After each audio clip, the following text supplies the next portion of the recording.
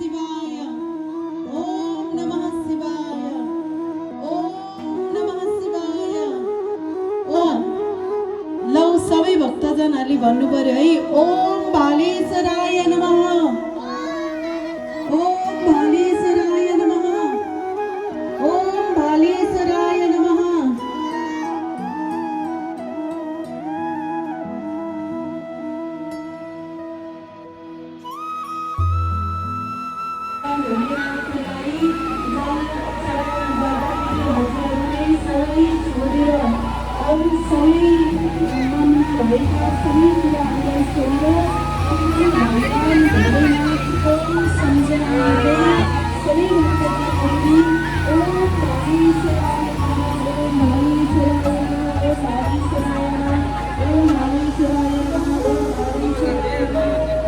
महादेव मन्दिरमा हामी त्यो जल अर्पण गर्नेछौँ बिस्तारै पाले पिलो अनि त्यसपछि तल गङ्गामा गएर जल लिएर आएर फेरि हामी जल अर्पण गर्ने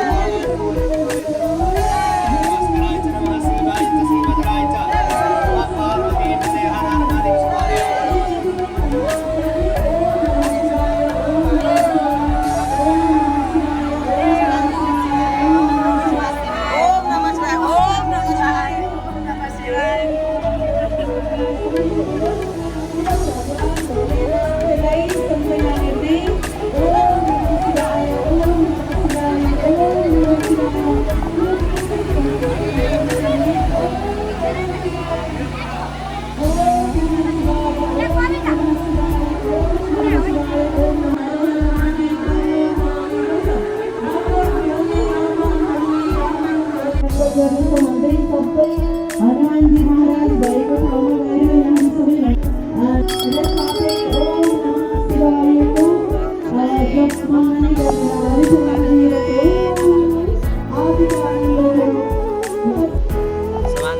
सबैलाई हामी यो वर्तमान समयमा बृहत शिवकथा रसधारा महोत्सव भालेश्वर मन्दिर प्राङ्गण पनौती 12 रोसीमा रहनुभएको भगवान भालेश्वर भगवानको प्राङ्गणमा यो दिव्यमय 11 दिनसम्म लगातार 11 आवृत्ति रुद्राभिषेक एवं दिवाकालीन सत्रमा भगवान भोलेनाथको शिवकथा एवं भगवानका दिव्यमय भजनहरूलाई निरन्तर रूपमा हामी 27 गतेसम्म यो दिव्यमय अनुष्ठान गरिरहेका छौँ।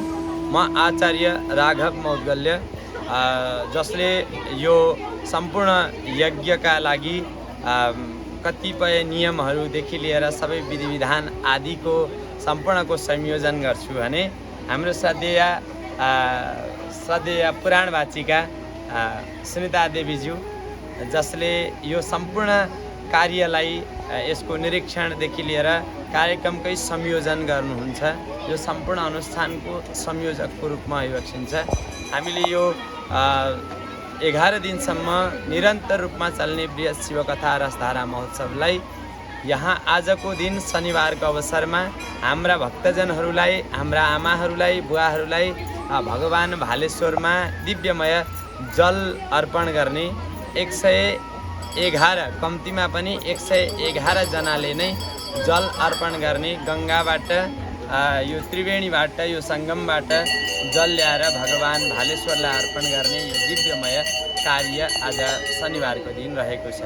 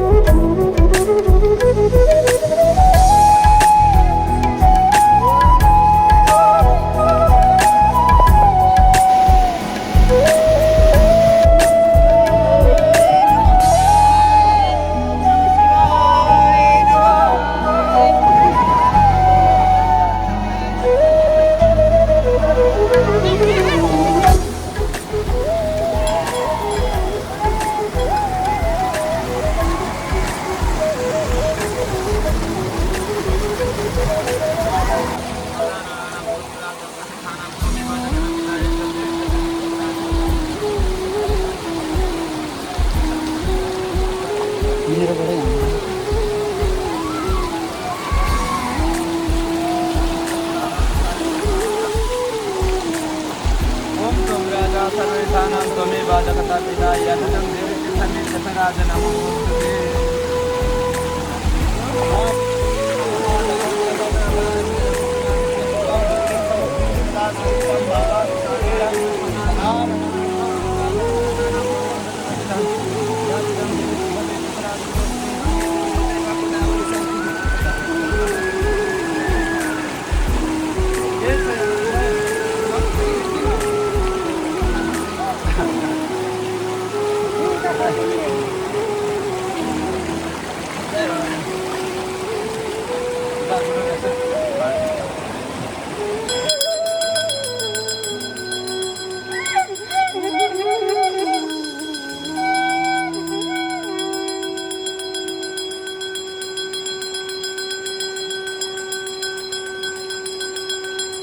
हालेश्वर महादेवको जय। अहिले हामी त्रिवेणी नदी सङ्गममा छौँ।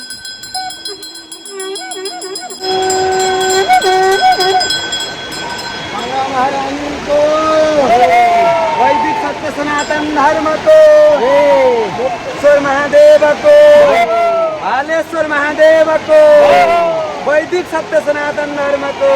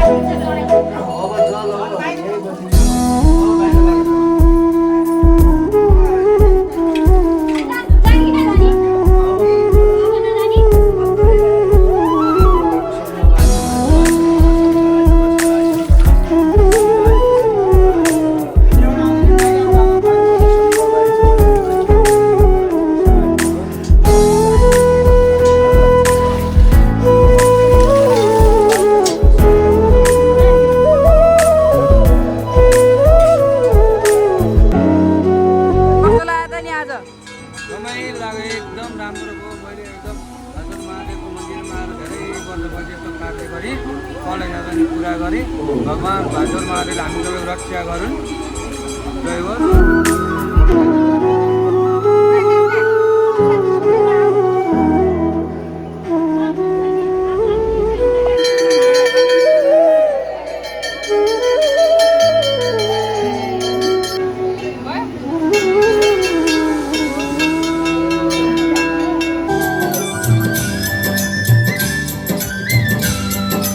आजको आनन्द विष्णु सदा शिव जानत अविवेका जानत अविवेका प्रणवाक्षर में शोभित प्रणवाक्षर में शोभित कीर्ति मोहिता ओम जय शिव ओंकारा ओम जय शिव ओंकारा प्रभु हरि शिव ओंकारा ब्रह्मा विष्णु सदा शिव ब्रह्मा विष्णु सदा शिव हरि